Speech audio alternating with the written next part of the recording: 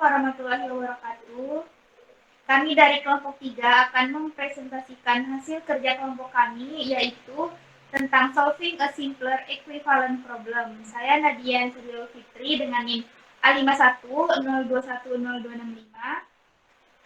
Dwi Adinda Listiani Putri dengan NIM A5102100263. Behakivio Bima Sakti dengan NIM A5102100264.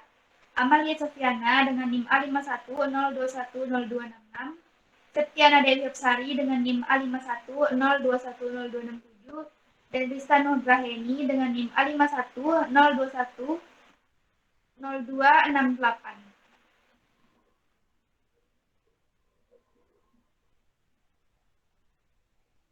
Selanjutnya materi akan dibacakan oleh Adinda. Kemudian tentang secara dan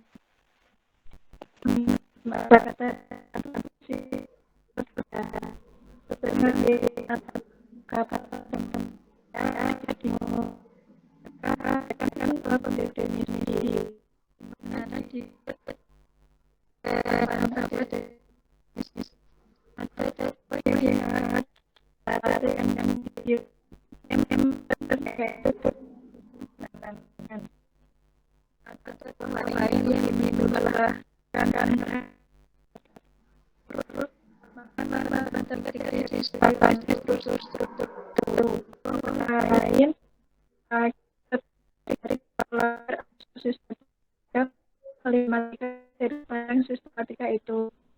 Demikian banyak sekali definisi yang berbeda tentang matematika.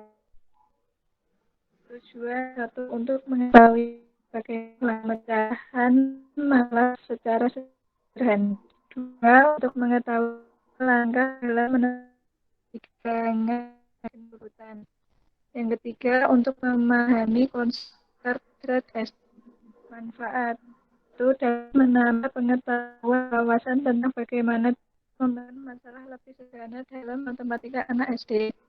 Yang kedua, dapat menambah pengetahuan dan wawasan bagi para pelajar tentang teknik pemecahan masalah anak SD.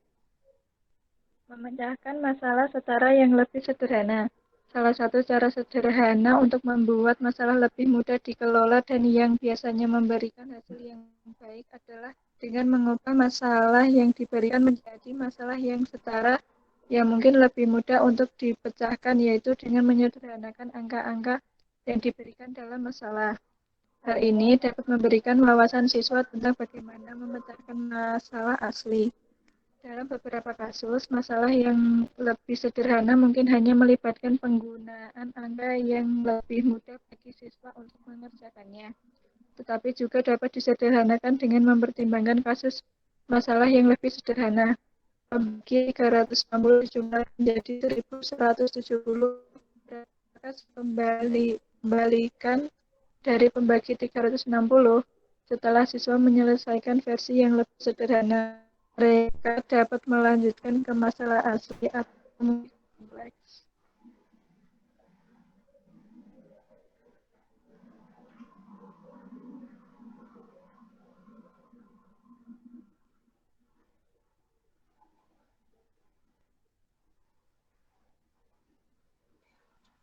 Untuk selanjutnya, bacakan saya menerapkan pemecahan secara sederhana strategi masalah ekuivalen. Pertimbangkan masalah berikut. Pembagi 360 dijumlahkan menjadi 1170 berdasarkan jumlah kebalikan dari pembagi 360.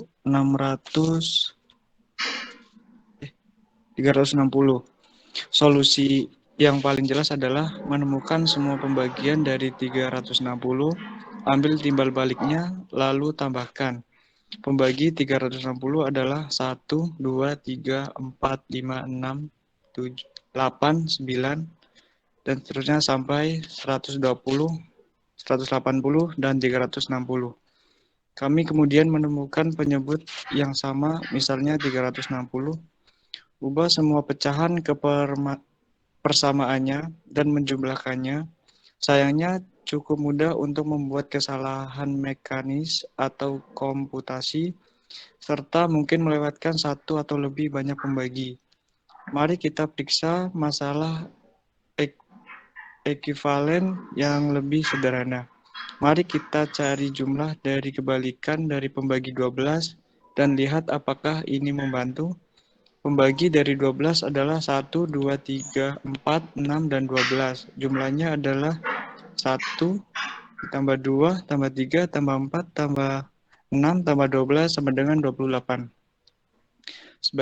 Sebagai dicatat, siswa perlu memeriksa struktur masalah dan memegang struktur itu dalam pikiran. Coba masalah yang agak sederhana. Dalam di atas, misalnya, ini dicapai dengan melihat jumlah kebalikan dari faktor 12 daripada 360. Siswa kemudian akan perlu bereksperimen dengan apa yang mereka anggap sebagai struktur masalah, misalnya di atas. Anda mungkin ingin memeriksa apakah jumlah kebalikan dari faktor 24 adalah seperti yang diharapkan. Daripada menggeneralisasi solusi, perlu menggeneralisasi solusi teknik. Siswa sering akan menemukan semua ini sulit. Mereka akan dapat mengerti, mencoba menggunakan pendekatan yang mereka anggap efektif sebelumnya, mungkin daftar atau tebakan sistematis.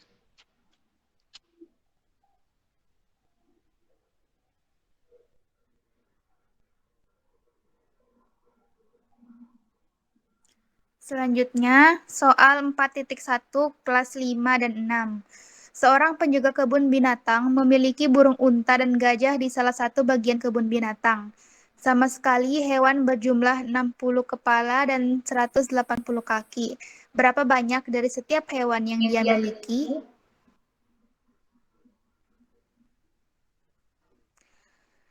Jadi, solusinya adalah kita dapat mengurangi kompleksitas masalah dan bekerja dengan kumpulan bilangan yang lebih sederhana tetapi setara.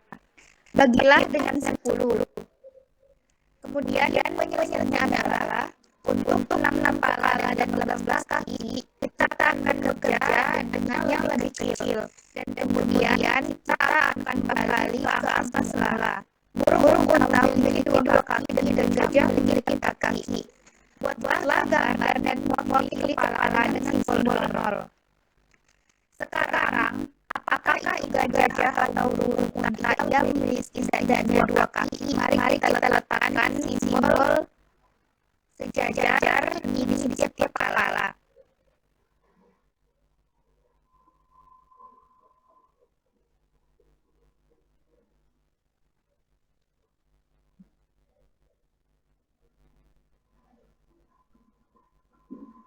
Itu berarti 12 kaki, sisanya berpasangan di 3 kepala. Ada 3 gajah dan 3 burung unta. Sekarang, kalikan dengan 10 untuk menemukan jawaban yang sebenarnya. Ingat, kita bagi dengan 10 untuk mendapatkan angka yang lebih kecil untuk bekerja dengan. Perhatikan bahwa masalah ini juga menggunakan strategi membuat gambar. Seperti yang telah kami nyatakan sebelumnya, lebih dari satu strategi akan sering digunakan untuk memecahkan suatu masalah. Jawabannya, dia memiliki 30 ekor burung unta dan 30 ekor gajah.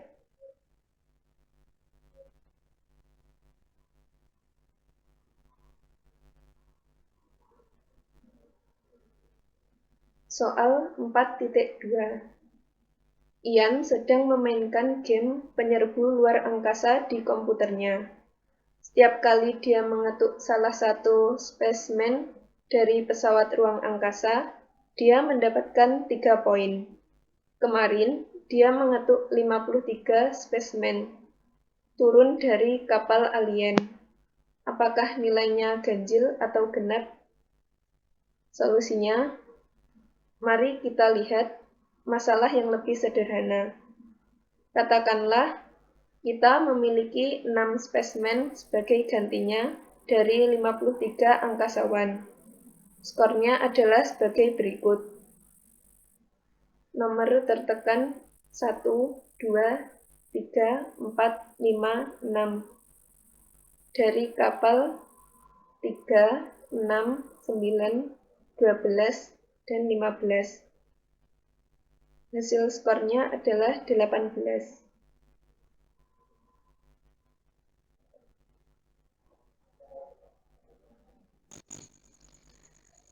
Melihat ke meja, kita melihat bahwa jika dia menjatuhkan jumlah genap, spesimen 2, 4, atau 6, skornya adalah angka genap.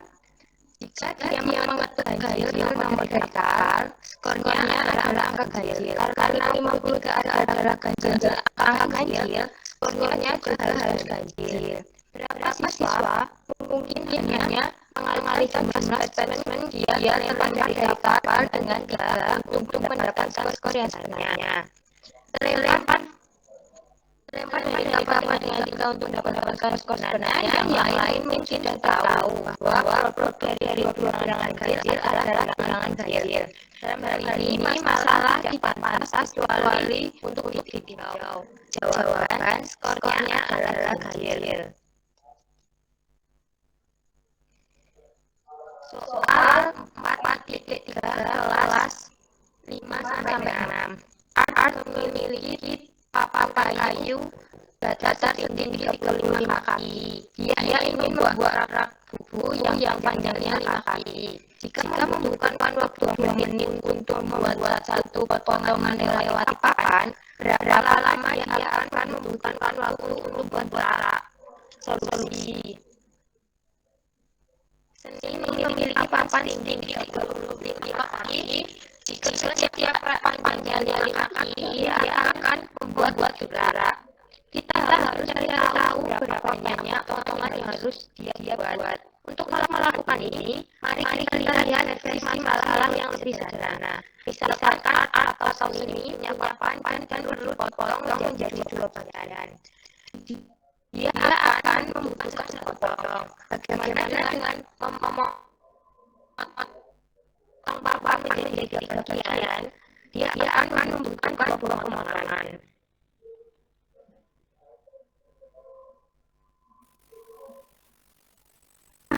Sebenarnya dia membutuhkan 1 potong lebih sedikit dari jumlah potongan. Ada pola yang harus dilihat. Sekarang kita bisa menyelesaikan masalah kita. Untuk membuat sucara, harus membuat 6 potongan. Karena setiap potongan membutuhkan waktu 2 menit. Maka ia akan membutuhkan waktu 12 menit untuk memotong rak. Jawabannya akan membutuhkan waktu 12 menit untuk memotong papan yang jadi 7 rak setinggi 5 kaki.